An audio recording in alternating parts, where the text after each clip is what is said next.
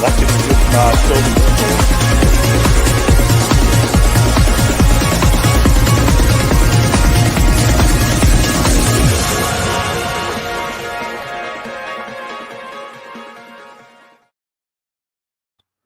Good evening and welcome to episode 6 of the 72 review. You'll notice today we are one member down. He is on his way home. He's been out shopping. Punkchef 41 will be joining us later, but I am joined by one of the regular co-hosts, Ian Bradley. For everybody who's not seen a video before, who doesn't know you, let us know what you're all about, Ian. Hello, Ian Bradley, 60-year-old Rotherham fan. Been a Rotherham fan for about 50 years. Also, I do some lower league vlogs for overthebar.com YouTube channel. So, yeah, Rotherham fan, but football fan first and foremost. Lovely stuff. So, we've got a bit to get through tonight. We have got, obviously, the midweek fixtures where we'll go through Rotherham's game against Blackpool, Donny's game at Barrow, and then when Jake's here, he will go through the Wednesday game, which escapes me. Midweek game has gone. It was, when I find it, Morecambe away 3-0. Jake will cover that when he comes. And then we move on to this weekend's fixtures as well. As always, get your comments in and we'll try and get through as many as we can throughout the show. We've got a few in already. We've got Ryan Clark, always believe in Devante Cole. We will be coming on to Barnsley later on in the show. And then we've got Lizzie in the chat, evening boys, and hope Jake's okay. He is okay. He's just been out shopping and he's lost track of time.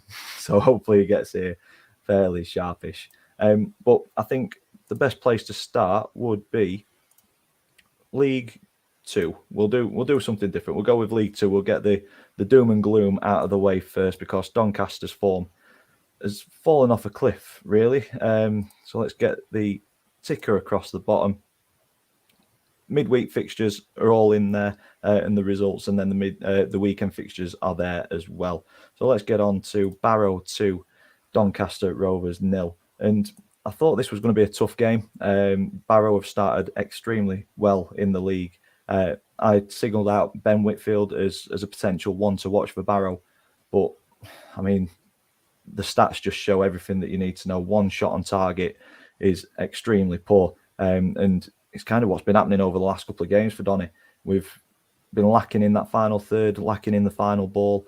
The midfield's pretty much been bypassed, both with teams changing from defence to attacking us. They've just gone through our midfield like a knife through butter.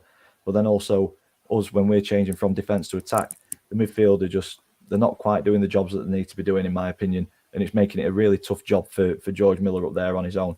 The possession, 62%, but I think it was majority in our half, and Barrow were comfortable in the end. Lizzie didn't get through my front door until 2:17 a.m. An awful day out. Yes, definitely was. Barrow on tour. Hi, Dan. Yeah, we were talking about the Barrow game. You were there. Please pop a comment in. Tell us what it was like from your perspective, because from a Donny perspective, it wasn't great. In your 38% possession, you've used it very well with 22 shots and 8 on target, and rightfully came out winners. Ian, have you got anything to add on this one? I mean, you were praising Barrow before we came on live, so it's all yours. What a start. Just what a start from Barrow. Where did that come from? I mean, they struggled last season and, they were fairly close to the trap door. But you've got to take your hat off to the start they've made. They're scoring goals, they're keeping clean sheets. Absolutely remarkable turnaround. And Josh Gordon, they've got a striker that's probably up there with some of the best in the league. Yep, very, very impressed. Definitely. ATID, a regular commenter on the channel, welcome this evening. He said, evening all, scrappy win against Oxford, then the standard 2 each with Pompey for us. We'll analyse that later. Yes, we will for sure. So Barrow on tour. I think he's saying Doncaster were poor and Barrow played the best of the season this game. I think it was a combination of the both. Donny being extremely poor, but Barrow being very, very good. So I'm expecting decent things for Barrow as the season goes on. Moving on to the weekend's fixture, we will keep on with the doom and gloom of Doncaster Rovers. Sunday, has become a counselling session once again, like it was last season. It started so well with 6 unbeaten, and now with 3 straight defeats. So yeah, it's a little bit tough for being a Donny fan at the minute. But again, carbon copy really, just poor performance, not quick enough on the ball, not moving it around quick enough. Shots on target, the first one came on the 65th minute, just really didn't test Swindon at all. I don't think Swindon were particularly good themselves, in all honesty. But there's a lot on social media at the minute. I mean, Barrow on tour saying it, do you call for your manager now or not? Personally, I'm on the not side of the fence, but there is a lot of people who are starting to call for Gary McSheffrey's head, and I can understand it. He's been in charge for 37 games. We've only won 20. We've lost 23 of them, and it's not been great football to watch this season. In all honesty, I think we've rode our luck. But the next 3 games for me are vitally important. We've got Crawley, Rochdale, and Hartlepool. 1 win between them all season. You've got to be expecting 9 points from that, or at least 7. Would you agree with that, Ian? Expecting I would. That amount of points from those 3 teams? I would. I think if they, like you said, I would say a minimum of 6 points from those 3 games. And I think if he doesn't get at least 6 points, McSheffrey, I think he's in terrible trouble.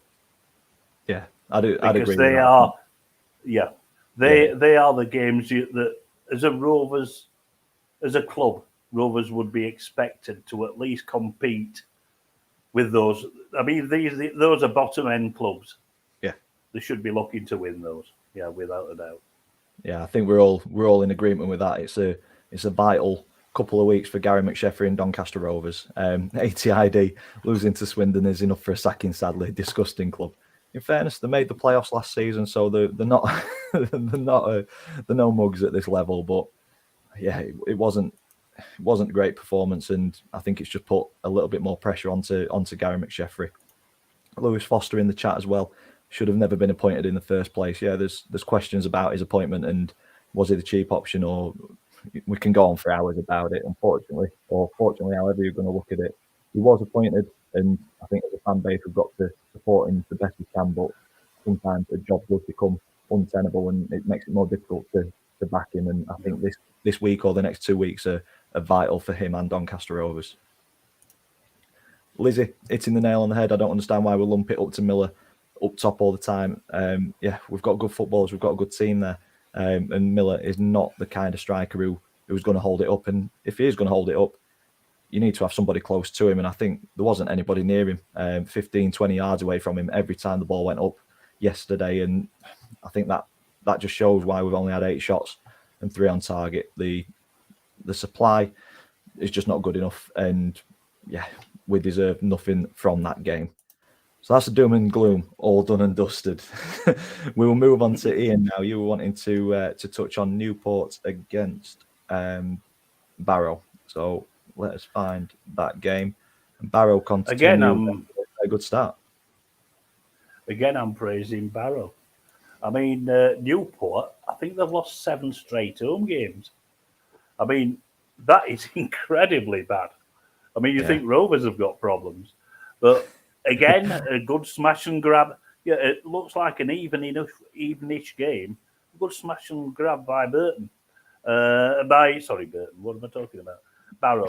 I mean, the first one is your typical League 2 goal, isn't it? An up and under. Gordon chases onto it and slips it under the keeper. Decent finish, 1-0. The second one was quite an idiotic penalty, really, when you come to think about it. He got wrong side. And he needn't have engaged, if you know what I mean, because the ball was going nowhere. Brings the guy down. Obvious penalty, 2-0, game over. Yeah. But yeah, I can't. I'm going up there sometime this season, without a doubt, with over the bar, because I want to go to Walker Street. I've never been, so I will make a game sometime this season. So look out for me, Barrow on tour. Yeah. I think Liz will tell you to avoid Holker Street, to be fair, after the the calamity she had last Tuesday. We've got ATID, Argyle and Donny lumping it up to a lone striker with no support. Yeah, it's it's not great football to watch. And Lizzie, Yeah. I know Barrow are a good side, but the total lack of momentum that has happened as a result of it. Yeah, and also don't go to Barrow. It's so far away. Yeah, that's what it's all about for me, though. I mean, the day out is I went to Edinburgh in July to watch Hibernian, so distance really isn't a problem. Yeah, money is, but yeah. We've got Ainsley in the chat as well. Evening, gents. Drowning my sorrows with a bottle of Jim Beam. Yeah, so another Rovers fan struggling this weekend. It'll get better, honestly. Another game in League Two that I wanted to look at was Gillingham against Mansfield. Gillingham, I mean, we're complaining as Donny fans coming down from League One and wanting to have an impact on League Two and do well, but it could be worse. It could be Gillingham fans. Gill's in the blood. Fantastic channel. If you don't know him, head over to his channel and give him a subscribe because he deserves so much more than what he's got. A very good content creator. He's not having a good time of it at the minute, is he?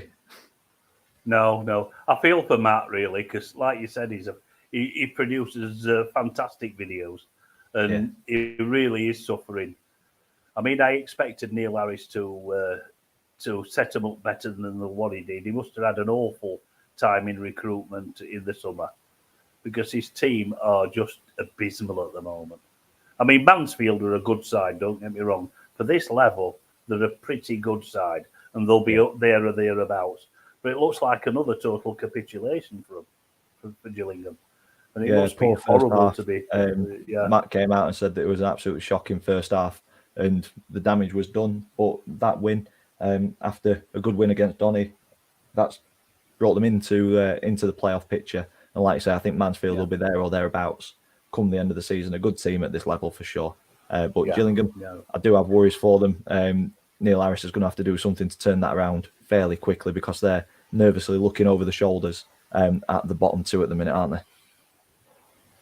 Yeah. Oh, yeah, definitely. I mean, I think they're out of the bottom two, aren't they, Gillingham? Just on, is it just by a point or on goals scored or whatever? Yeah, I think it might be. Yeah, 1 or 2 points. It's very, very tight down there. Yeah. We've got Nat in the chat. Good evening, lads. Good evening. Jake will be joining us shortly, hopefully. If not, we've got to cover League One between me and Ian. Not a problem. I'll leave it to you. And then we've got George Colliver, Donny Rutsley, poor 39 games in charge and no style of play.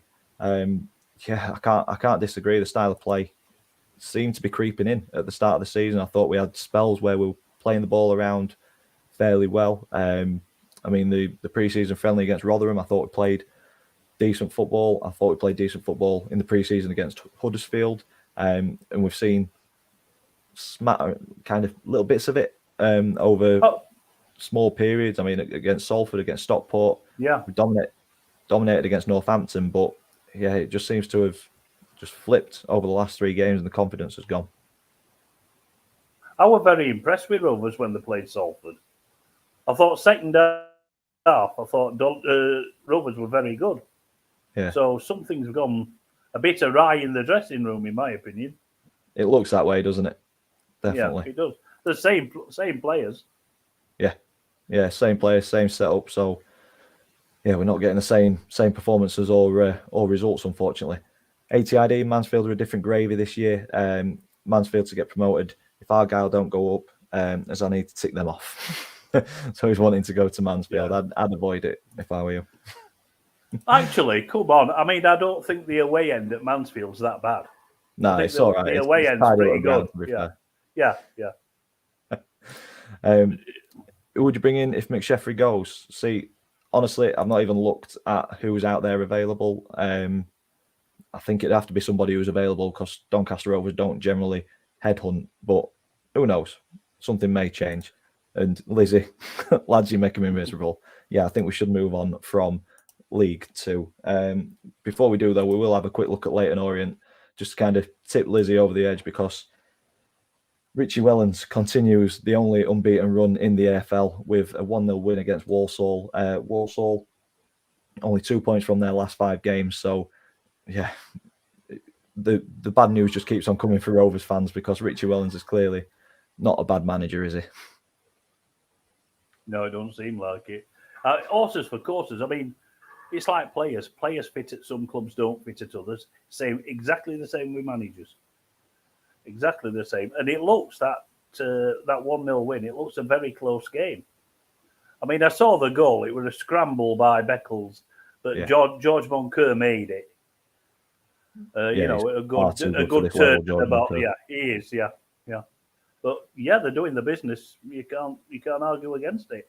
And they were my tip for champions at the beginning of the season. Orient. Yeah, they were. Yeah. Nice. So I didn't put any money on it, but you should have. You should have had a fantastic start. Yeah. Lizzie, the silent out then, and she's going to get a beer. So yeah, it's been a tough one. George as well. We'd like anyone with experience, but it'll probably be Cops or someone. Always a cheap option. I think the natural one would probably be Steve Eyre stepping up from assistant. And he seems to think that the only logical solution to the problems is swapping manager. We will see. But over the weekend and midweek games, this is the changes in the table for League Two. Leyton Orient, as we say, only unbeaten record in the EFL at the minute. 8 wins, 1 draw from their opening 9 games, which is a fantastic run of form. Barrow up to second, Northampton up to third, and then the playoffs are made up of Stevenage, Bradford, Salford and Mansfield. Our poor form, the last 3 games have dropped us out of the playoff picture and into 12th. And then we drop down to the bottom. And as we mentioned, our next 3 games, Crawley Town currently sitting 20th with 1 win, Hartlepool, Rochdale and then Hartlepool both without a win this season. So it's got to be 9 points, surely. And Gillingham, 2 points outside of the drop, looking over the shoulder, hoping that Hartlepool don't get that first win. And a word here for coming up, Bradford City, especially with Andy Cook in the form he's in. He's scoring for fun at the moment. I mean, you talk about target men, and we were talking about the lack of them at Rovers. He's probably the best target man in League Two. Yeah. Because he's not only holds the ball up, he scores goals as well. He does. Yeah. I mean, he's on 8 so far this season. Sam Hoskins just ahead, double figures in 9 games. That's some return, isn't it? It is. I just said Hoskins were a cheat code for League Two last week. Yeah. I think. Yeah. I think Lizzie's had enough of League Two at this point. Yeah. We will move on to the Championship. So, Ian, I've done quite a lot of talking in that first 15, 20 minutes. It is over to you for the Championship. Let's get the Championship running along the bottom. Obviously, midweek fixtures and results are in there. But, yeah, talk to us about Rotherham 3, Blackpool 2. Well, Blackpool what? 2? Blackpool 0. Sorry. Happy days. It was definitely our best performance of the season, bar none. We didn't, obviously, it's Rotherham. We don't get the majority of possession in any game. But we were quite happy to see Blackpool knock it around the back 4, doing nothing with it. But when we struck, we were clinical. The first goal, our goal machine, Richard Woodall, didn't score, but he got a great assist, and Ogbenny just headed it over the keeper's head into the net. And I think the stadium erupted when Wes Harding scored. He's been fantastic for us as right wing back and as like a right centre half. He's played 100 and odd games in the EFL and never scored. And he just tapped in to Jolie Bowler, knocked back in, in the cop end. Stadium went crazy. Then a couple of minutes after that, Georgie Kelly, our hero from Gillingham last week, got onto a rebound after a Dan Barlaser shot was parried. 3-0. It could have been, and probably should have been more, because Ben Wiles hit the post. We had 1 or 2 more close things, and Blackpool looked really, really poor, which surprised me because they'd been going on quite a good run before this game. But yeah, happy days at New York. What can I say? I'm just hoping I don't wake up soon, because one defeat from us one defeat from his first 8 games. I mean, let's put this in ridiculous terms. That we're a point off the playoffs. We're the game in hand. Wow. If Lizzie weren't ready for jumping off a cliff, she is now. Yeah. But no, that's a fantastic start and well deserved. To be fair, with what I've seen from you, so I can assure you, Ian, this is not a dream. It is actually happening. I sometimes question it. So we've had a few comments.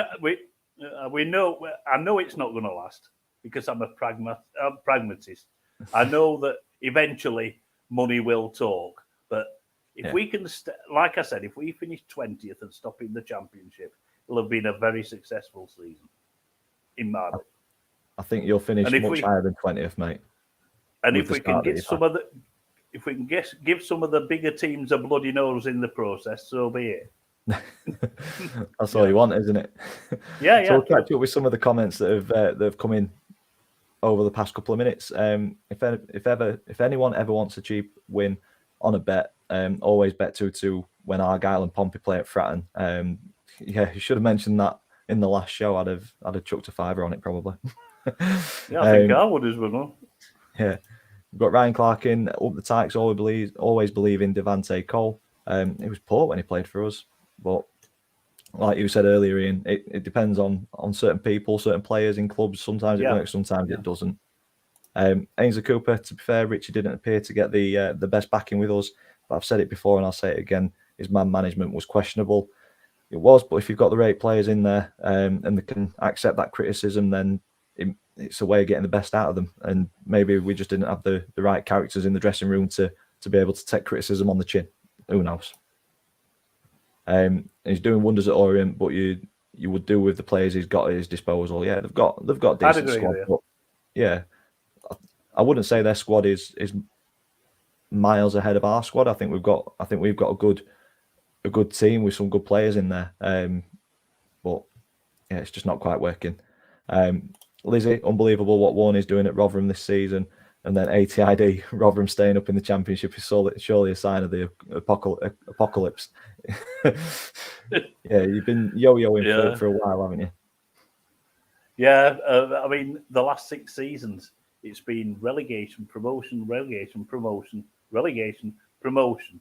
And this time, safety, hopefully. Because we're getting dizzy. For a boring season. Yeah, mid-table, it'd be fantastic. Yeah. You never know. Going on like this, mate, it might be back to back. Good old little flirt in the playoffs, maybe. Oh God, no! Rotherham in the Premier League? Oh no way! I don't think I'd enjoy it at all. No. Although Doran Tor seems to be enjoying it. Although Forest aren't quite performing how we'd like them to. It still seems to be having fun, doesn't he? Yeah. Moving on to last night's game, away at Middlesbrough, another good result for Rotherham, and a fair amount of shithousery. Talk us through this one, Ian. Oh, without a doubt. I think, like I said to you before we went on air, I think we channeled our inner Wickham. It was a shithouse performance, without a doubt. I mean, Watmore ran us ragged. He probably on another day would have got a hat trick. We had nothing going forward. But having said that, we manfully, defence and midfield, just put the bodies on the line, blocked everything, or most things. And we got a point out of it, and which probably 2 seasons ago, we'd have probably got done 5 at Middlesbrough. Yeah. Especially the amount of chances and possession they had. But yeah, I'm absolutely delighted with that.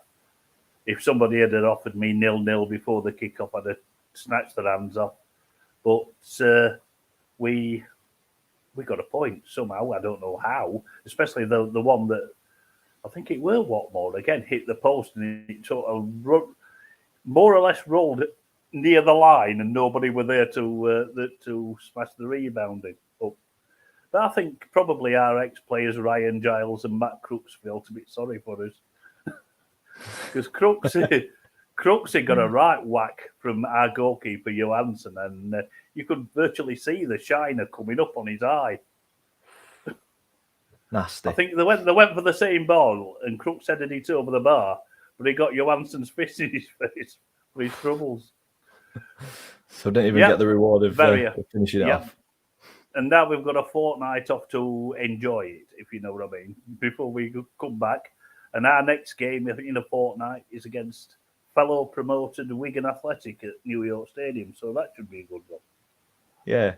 Is it one of those, Owen, where you think the international break's probably come at a bad time for you guys with this run of form? Because we've seen it happen before where it can work both ways, couldn't it? You've had a really bad run of form and then the break comes at the right time where you can just get in and reset and then go again. But then sometimes it comes at the wrong time when you're in a bit of a purple patch and you just kind of lose that momentum. That remains to be seen, doesn't it? I mean, I don't think Warney's this sort of manager that would let the squads rest on their laurels. I think he'll still be working them hard in training.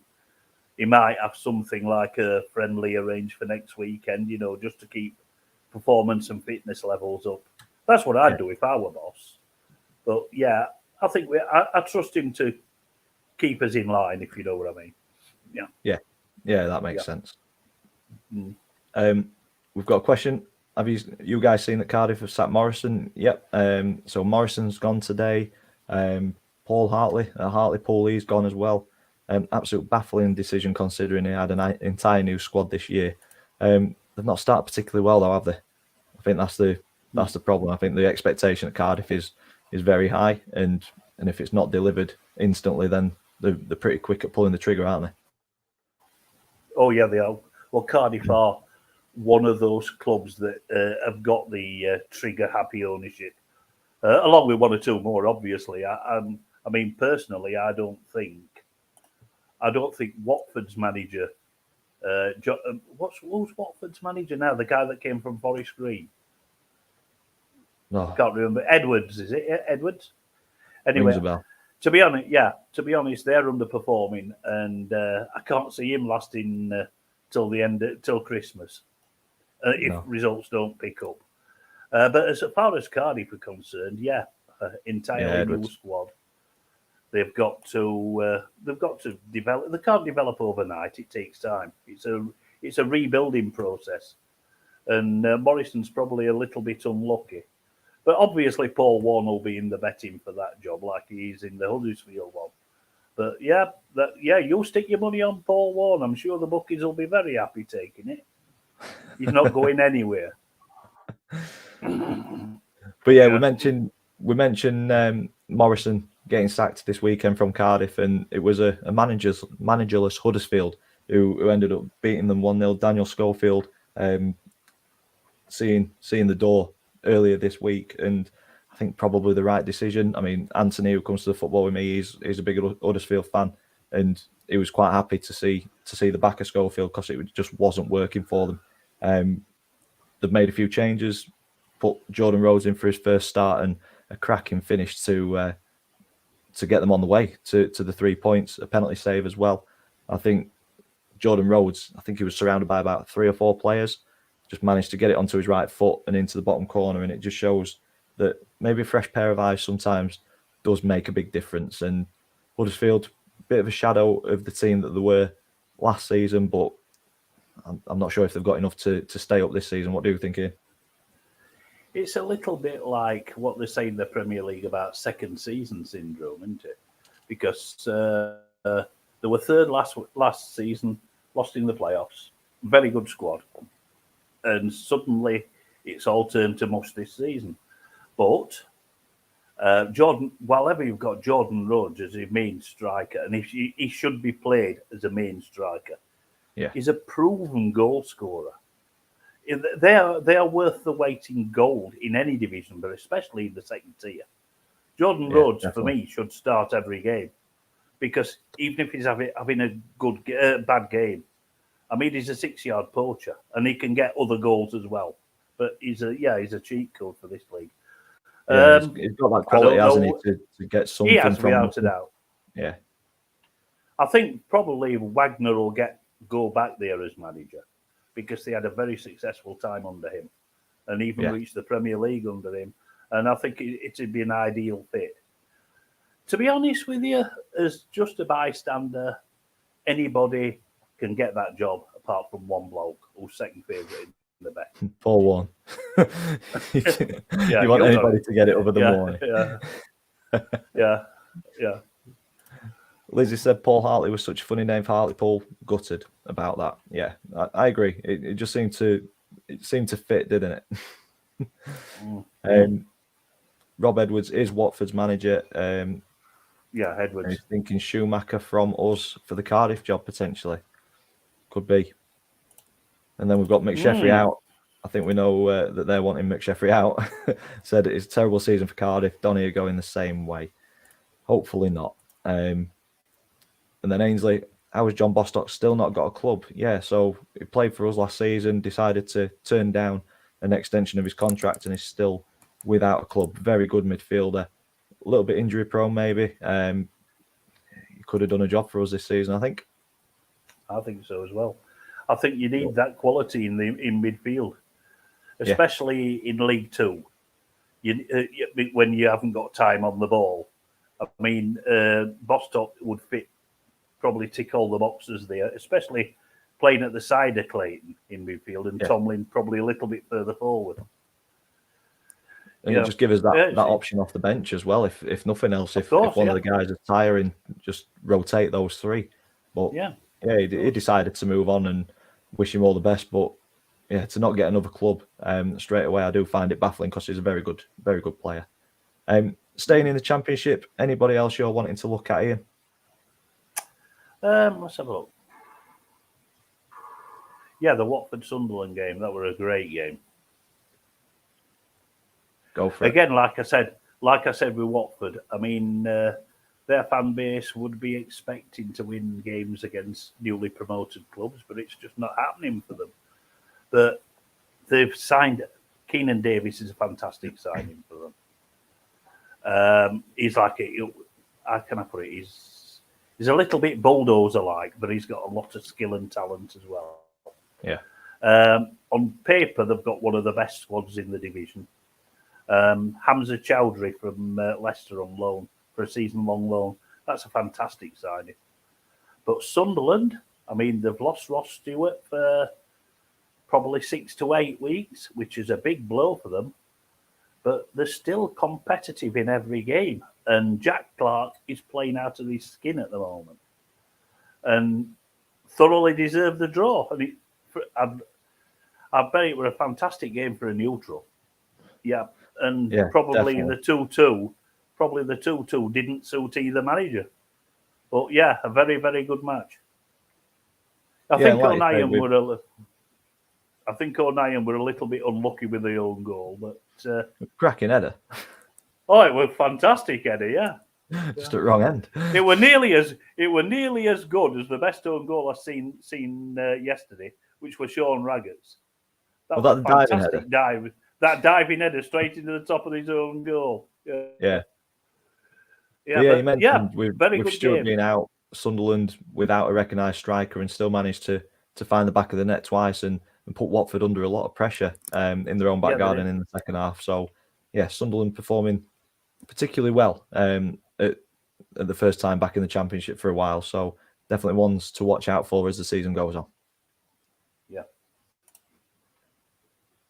And then I think the last one for the Championship we mentioned was Swansea against Hull, just for the comedy value more than anything, with the defending from Hull City for the second and third goal.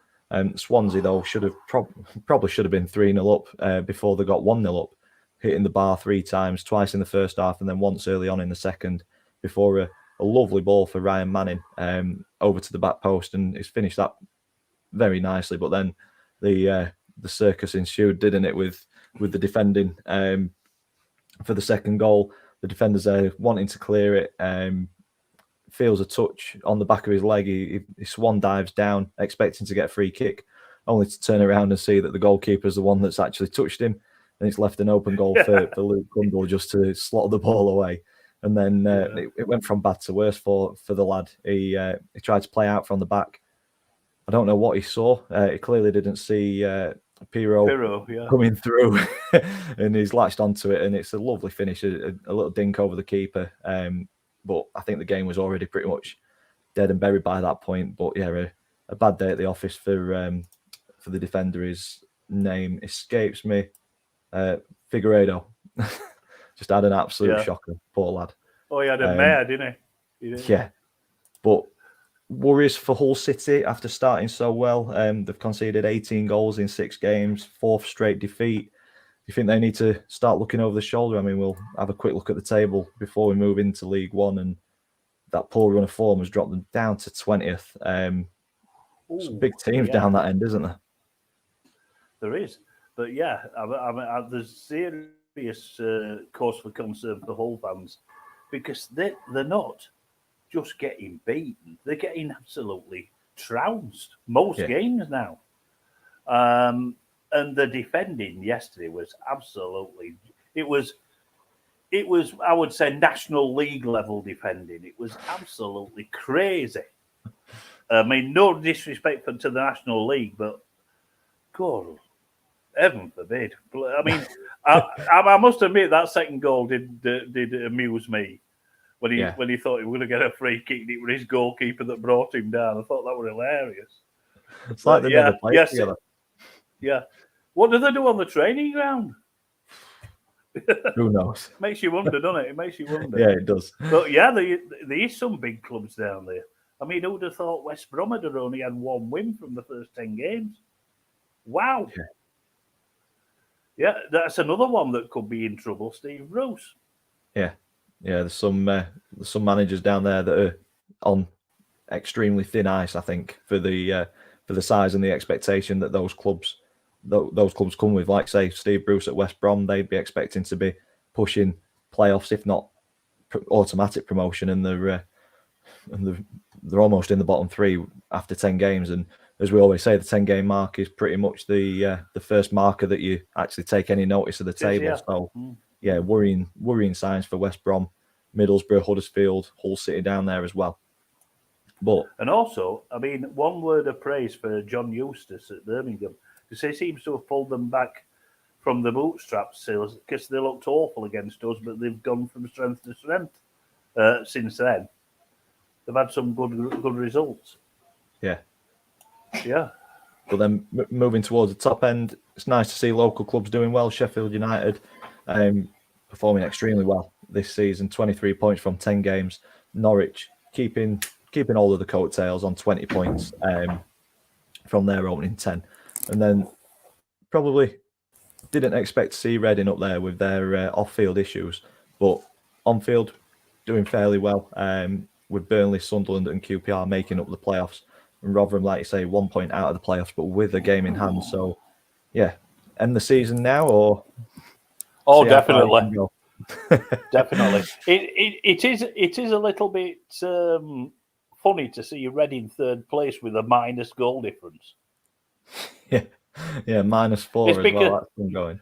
Yeah, it's because they've got tonked in South Yorkshire twice, both at our place and at Bramall Lane. 4-0 both times. I think Reading are one of those teams that they're very hot and cold, aren't they? I think it was said on the highlight show on ITV yesterday that they get a tonking and then Ince gets into them, expects more, gets a response, and then they have a couple of decent results and kind of fall into that. And get another tonking.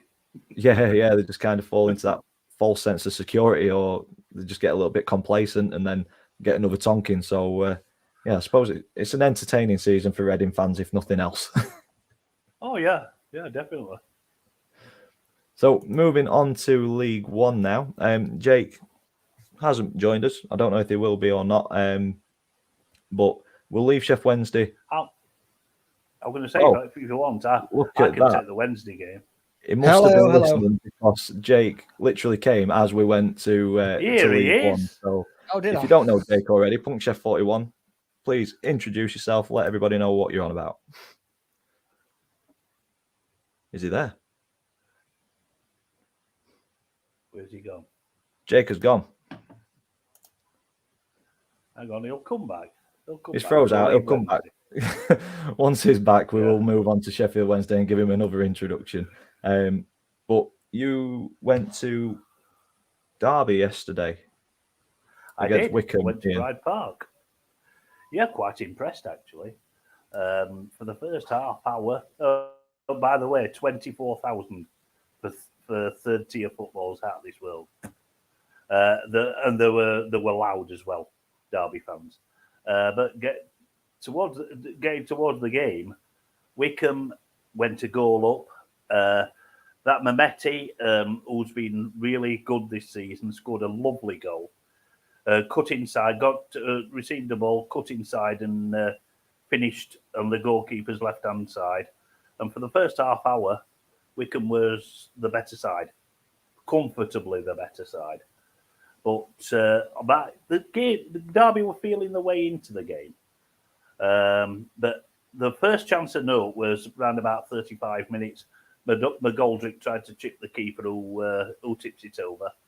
And just before half-time, there was a period of play for about 30 seconds where Derby had about 4 shots blocked. And it looked like it was going to be one of those days. They just couldn't put the ball in the net. The second half, Derby just came at them straight from the off. Wycombe hardly got apart from clearances, they hardly got a kick. They didn't get a foothold in the game at all. Mendeslang came on for Max Bird, a sub, and completely turned the game. The Wycombe defence seemed really frightened of him. And he hit the bar. He on the right-hand side, he was just turning the fullbacks inside out. And eventually, 72 minutes? 72 minutes, yeah. Yeah, 72 and 86. Yeah, that's right. Eventually, on 72 minutes, a ball got played into the edge of the area, and Conor Hourihane, who is a class player anyway, lovely left foot finish into the far corner to equalise. And as I said to you before we came on air, after the equaliser, there would only ever going to be one winner. Derby just poured forward. Wycombe keeper made a couple of decent saves. There was another one or two close run things.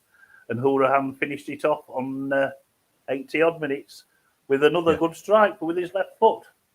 And a deserved win for Derby. But the thing I took away from Pride Park was the noise. You know, when they're actually going forward, it was deafening. It was the fans really got behind them. And I think, yes, it's an ageing squad at Derby, but I think if they get on a run, I think they might take some stopping. So it's an inconsistent that experience start. might be vital for them. Yeah, without a doubt. Yeah, without a doubt. They're very experienced players. Yeah. With Curtis Davis, James Collins, Conor Hourihane, the spine of the team, really.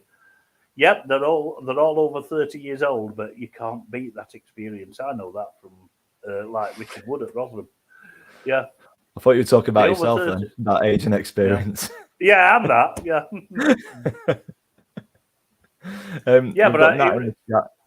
We've got Nat in the chat. Just got in from the pub. Have Wednesday been on yet? No, they haven't. Jake has been out shopping. He came on and then something went wrong with his connection, so he is on his way back. So we're avoiding Chef Wednesday from midweek and this weekend and giving Jake his opportunity to talk us through it. Hopefully he will get back on and we'll give him that time. If not, me and Ian will stumble through it because we've watched a bit of it. But to keep us ticking over, ATID is in the chat. So he said the best way to describe Pompey versus Argyle is two very good teams making each other look very poor. A poor ref yet again, offside goal, not offside for Argyle. Pompey had the ball over the line but not given. That's a question. So obviously goal line technology was used and used very well in the Championship this weekend. It's not in League One or League Two. Do you think it should be? And I do think it should be. I think it should be throughout the EFL and that. Yeah, all right. There's a cost element to things, but there's also a cost in points to the clubs that are fall foul of it. Yeah, it definitely should be in Leagues 1 and 2, and I can't understand that if they're going to have it in the Championship, why isn't it throughout the 72 clubs in the EFL? Yeah. So make it fair and consistent. anybody falling foul of it, yeah. Well, I'm not as bothered about VAR, to be quite honest. No, I think if VAR was utilised the same as what goal line technology is, I mean, as soon as that, I can't remember where it was, it crossed the line and straight away it was Watford, Sunderland, and the referee straight away pointed at his watch, job done. And I know the weekend before this, I think Huddersfield fell foul of goal line technology not working properly. But those are few and far between. When you look at VAR compared to goal line technology, it seems like there's still an element of kind of decision making or big club bias, however you want to put it. There's still that element there with VAR. I was just about to say that the goal line technology doesn't recognise the size of the club involved, so it's either a goal or not a goal. Whereas VAR, you can argue that the big clubs do tend to get most of the decisions. Yeah, definitely. 80ID as well didn't take away from the fact it was a class game throughout. One of the weirdest red cards I've seen. Ref had no control at all, and they've also had goals not given because of incompetent refereeing, and he doesn't want VAR anywhere near the lower leagues. Don't trust the ref as far as you can throw them. We will get Jake in once again. So, are we good? Define the word good. Well, you're moving and you're working, so that is good. Yeah. So, anybody who is watching and you don't know Jake yet, please introduce yourself. Tell us what you're. I'm Puncture41. I host the Sheffield Wednesday fan channel. Michael Smith goal was offside, but I don't care. And we'll get into that. But I've had a bit of a day and a half today. I've had lots of numbers thrown at me. So if I look a bit frazzled, I'm not going to take your guys' lead because I can't even remember any of the games of football I watched last night. All my notes, it's been that day. Don't worry about it, mate. All you're here to cover now is Sheffield Wednesday. We're not far off the end of the show, but we will go back. Apologies for my lateness. Don't worry about Doncaster, it. I'm just going to say it now, Doncaster traffic is a nightmare. When did they decide that every road going to have a roadworks? All the time. Honestly, Doncaster is a bit like the Forth Bridge. So you get somebody painting the Forth Bridge and then they get to the end and they start again. That's like Donny with roadworks. It's just, there's always roadworks everywhere. It's ridiculous. It's done my head in. We went one place and then we had to do like a 2.5 mile detour. Yeah, that's Doncaster, unfortunately. So, Sheffield Wednesday at Morecambe, huffed and puffed, and then got the breakthrough, and then it was carbon copies, wasn't it? We kind of made a meal out of that game, to be fair. We should have been a lot more ahead of it, but it took a while. And the problem I had with the Morecambe game was I was very scared of them doing what they did to us last year, where we battered them, done quite well, had a lot of the ball. I think we had something like 28 shots on target eventually. Not on target, just in general, but you get those kind of goals, going goal from corners, something we couldn't do last season, so that's an improvement. But 32 shots on target, 32 shots in general, 11 shots, and it's great to see Windass getting a goal, Joe Byers getting on, and Michael Smith darting his goal scoring little run. I want to say this. Hang on, where is it? There you go. We've missed the klaxon. But yeah, so we've been. It was good to see him on the score sheet. It started to seem like he's getting there, but it was much needed 3 points. But a lot of Wednesday fans were very much like, it's only Morecambe. If you can't beat Morecambe, what's the point? But you can only beat what's in front of you. And the problem is Darren Moore still got a lot of people who saying they want him sacked. Yeah, which I don't get. No. It's because because you're not 8 points clear. Yeah, at the top. That's why. Yeah.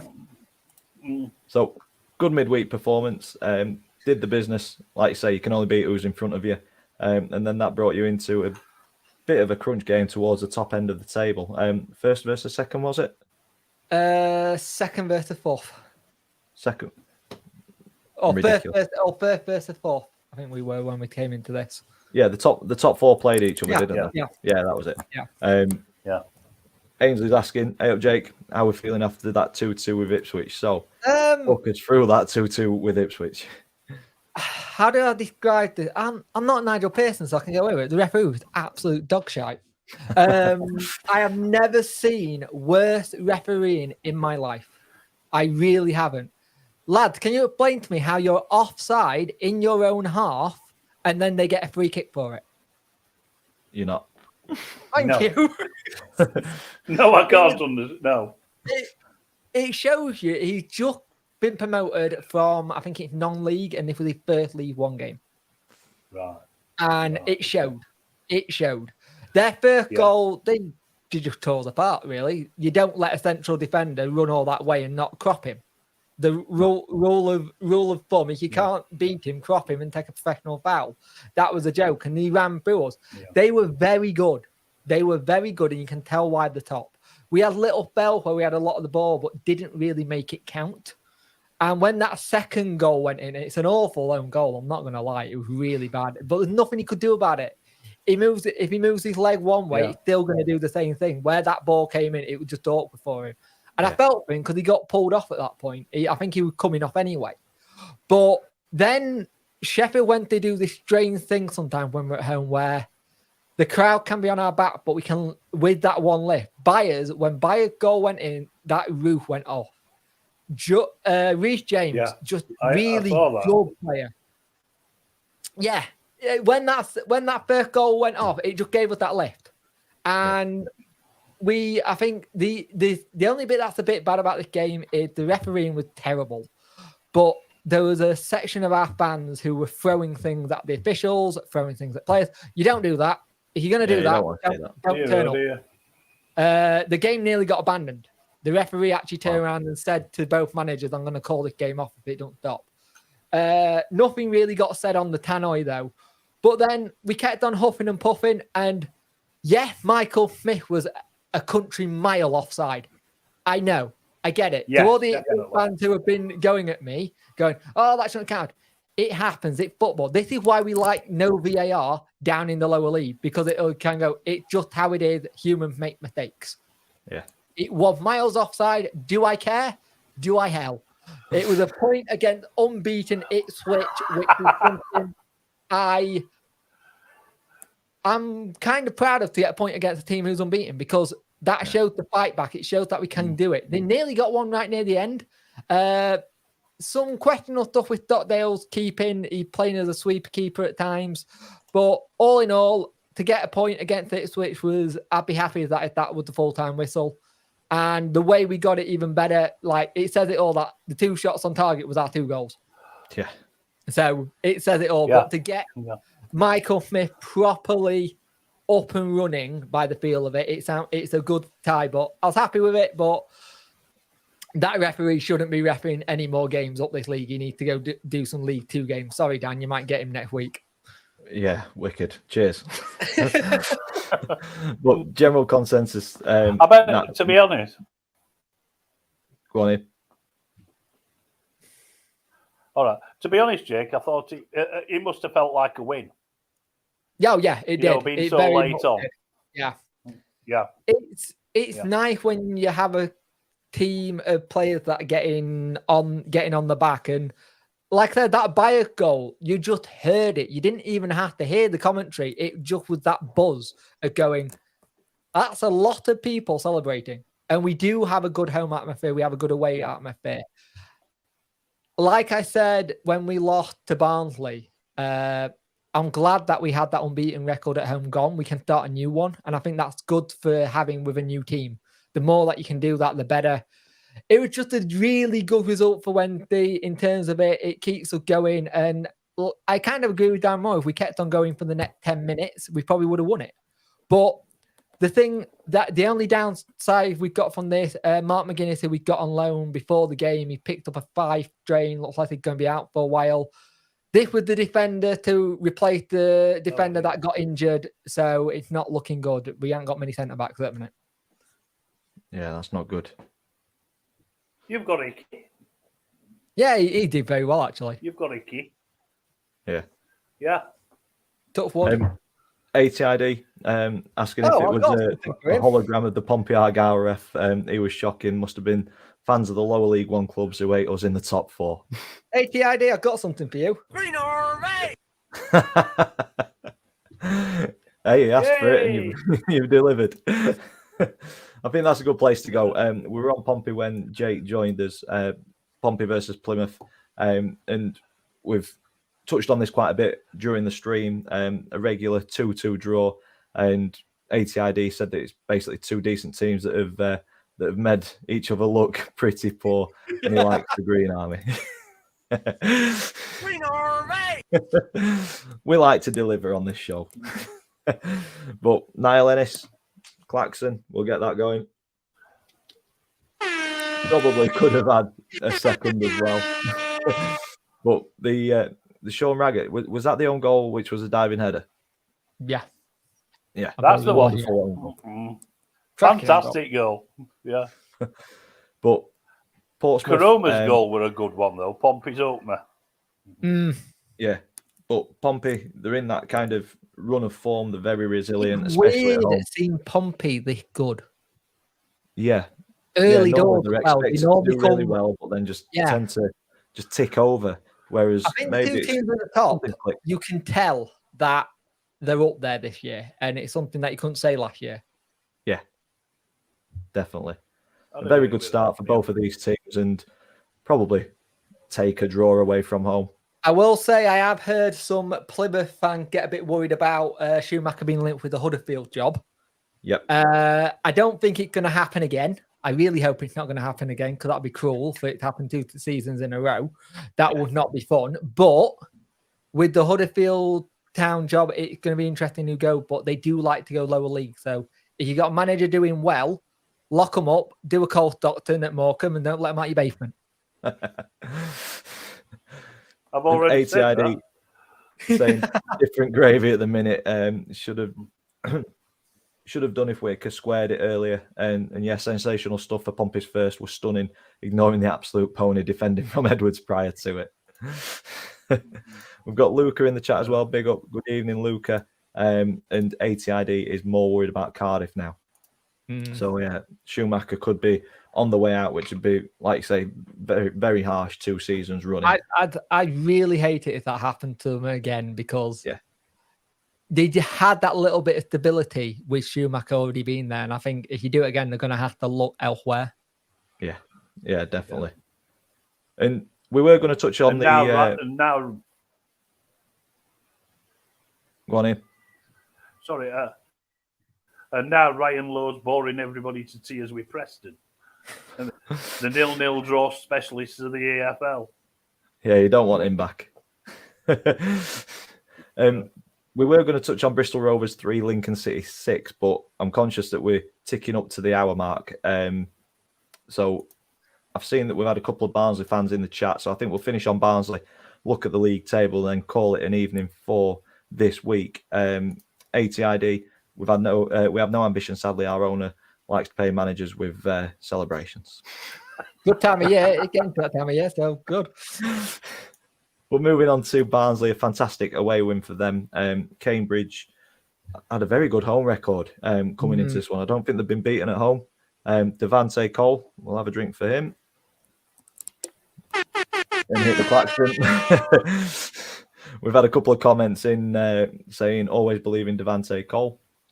He was poor at Donny, really poor, but he's just found that club where it seems to work. But Barnsley went down. Barnsley are starting to come into their own. I think Duff got on playing his style of football now. Yeah, definitely. We have had a comment saying that Duff is doing very, very well at Barnsley. I think he said decent at Cheltenham, but he's kind of taken that onto Barnsley and doing very well there. But yeah, decent goal by Cundy on the 76th minute, and then kind of rounded off on the 91st by James Norwood. But that was in the first minute of 14 added on. A bad injury, we hope. The player, name escapes me, is okay. But yeah, 40 minutes added on. But Barnsley held out, and a bit of a frustrating one for Cambridge. Yeah, we'll finish. It does sound as though. Go on. That's all right. It's all right now. So to finish up on the table, there we go. To finish on the table before we close off on the video, bottom four consist of Burton Albion, Morecambe, Forest Green, and Bristol Rovers have dropped into that bottom four after the thumping at home to Lincoln. Worries for them, or do you think the injury crisis will subside and Joey Barton will have them going the right way up the table? I think they'll go the right way eventually. It's better to be there now and being able to get out of it than be there at Christmas. If they can get out of it, then it's a good working point. Morecambe and Burton and Forest Green to a point, but more so Morecambe and Burton, they look really poor. Even though Burton got the win, they need to have someone come in and change it up. Morecambe, I have no idea because, they got their win, but they don't look the Morecambe as last season. Now, no Cole Stockton. They look avoidable avenues at times, and I really feel for them because I think they're going to struggle now. Would you agree with that, Ian? I wouldn't disagree with that. Yeah, I wouldn't disagree with that. They haven't seen. I am they shocked don't to seem see have got the Oxford fighting there. commitment they had last season. Mm. Yeah, I am. Yeah, and our MK had a really good win at Oxford yesterday. Do you think they might turn the corner now? I think Yes. MK Dons is a difficult Really one. Obviously, surprising one, Twine and Darling have gone, and we're starting to see what big key players they were for them last season. Mid-table this season, and then have to push on. I think everyone knew if they lost a Twine and a Darling in one season, they were going to struggle. If they kept Twine and then say Darling, they would have been fine. I think you lose two as crucial centre back, and somebody who's got all your goals, you're going to have a bit of a issue. Yeah, I'd agree with that. One surprise for me at the minute, or a couple of surprises, is this area here. Shrewsbury doing particularly well. I thought they'd be struggling towards the foot of the table this season. Fleetwood as well after their season. Last season, they didn't look particularly good, but they've started fairly well. And then Peterborough dropping off of the boil over recent weeks and dropping down to 10th. Peterborough, shout out to Nappers as well, because he's been having a bit of crap at the minute. So just keep doing what you're doing, mate. You're good at what you do, and don't give up. Too right. Yeah, don't let the hate win, mate. Keep on giving us the decent content that you do. People are jealous, aren't they? It's difficult. Content creator. Very much so. And nosy stuff. Yeah, I think we've all had as fair share of trolling, and it happens. Part of it is you just kind of take it on the chin. And Nappers has done that for a lot of years. But sometimes the stuff does get on top of you if stuff's going on in your personal life as well. Ultimately, like I said, it's very hard to make boring game fun. But ultimately, we all do. Yeah, it we are as today. a bit of fun. We do it to try and get our own clubs out there, and we're happy to build communities and talk. I mean, I've got to know Ian and Jake through content creating. We wouldn't be doing this if it wasn't for content creating, and I consider these guys as good friends now, and I'd want other people, other content creators to build the same friendships and relationships that we do. And some of my close friends now are content creators who I speak to daily. Yeah. Ultimately, guys, if you don't like it, switch off. You don't need to tell us that you don't like it. I don't like Coronation Street. I don't watch it. Yeah. But what I would say, I'm always open to constructive criticism. Exactly. And if the criticism is constructive, that makes the content better. And ultimately, it makes it more enjoyable for you guys to watch. But simple trolling, just move on from it. Just switch off. We don't make you watch it. And that's my rant over. In a nutshell, Nappers, keep it up. I agree with every word. Yeah. So, top end of the table before we finish off, we've got Ipswich leading the way in first, but Portsmouth, same points in second, Plymouth in third, and Sheffield Wednesday in fourth. So, no change at the top of the table because all games were draws. Bolton catching up with Sheffield Wednesday, and Barnsley making it into the playoffs after their good win at Cambridge, with Derby just outside of the playoffs. It is mouth-watering at the top of this table, isn't it? It's going to be fun. The thing is, I got with this is it shows you how tight it is, and we're only into what with this match day 9, and this is what it's at now. 9, yeah. What if you think about what it was at the end of last season? Go into it. This just shows you how competitive this league have got now. It could be interesting. I think Ipswich and Pompey, let's see where they are around about October, November, because that's where we got week in, week out game, Tuesday, Saturday. Let's see if they've got the squad for it, because that's where you normally find if teams can do it or not. Yeah, definitely. Wow. So we have broke the hour mark. We're at an hour and 5. Right. Is there anything else that anybody wants to say before we finish off? Just if you go into games, especially with what happened with Wednesday's one today, this weekend, if you go into games, if you see someone throwing something or something, you're not a snitch, you're not anything like that, because at the end of the day, it's ruined the atmosphere. If you have to have it where you're winning a game and you're losing a game and you got to come back and play it, it doesn't do you any favors. There's a certain, when I was a kid, my granddad took me to games and said, I see you doing this, there's certain etiquette things. The rule was I could swear, but I couldn't take it home with me, because you're going to hear it, you're going to say it. Yeah. But any fighting, any throwing stuff, anything like that, you leave it. And if you're going to do that, don't come to games. Wednesday don't want you. Donny don't want you. Rotherham don't want you.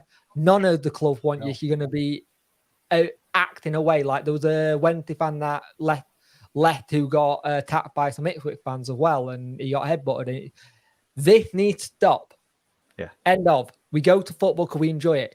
Yes, you had 18 months no football because of lockdown. I understand people want to get back to it. I understand people have a bit too much to drink. But if you make it unsafe for people who want to go, then that's a shame, because you'll get people who won't go. And they're the ones that you want to try and bleed the club with. That's just my take on it, and how I just want people to think about their action before they do it. Yeah, I'd agree with you there, Jake, for sure. 100%. Yeah. Lovely stuff. ATID has said, cheers, guys. Argyle Ipswich is now a huge test for our home form. Bring it on. Decent stream again, guys. See you next week. You will do it next week. Have to put Ed Sheeran on here just in case they go Ipswich. I don't think he'll want that. But in terms of next week, obviously there's no championship because of the international break, so we will have a bit of a deeper dive into League One and League Two, and focus on a few more teams rather than just picking 1 or 2 games out and talking about those. So please do come along next week, join us for the chat. But if all that's left now is for me to say thank you very much for watching. If you've enjoyed it, big thumbs up on it for us, please. Comments in the section down below. Even if you're watching on repeat, please whack a comment in, let us know that you're there, and I will try to reply. Subscribe to all of us if you haven't already. And all that's left for me to say is thank you for watching, and we will see you in the next one. See ya.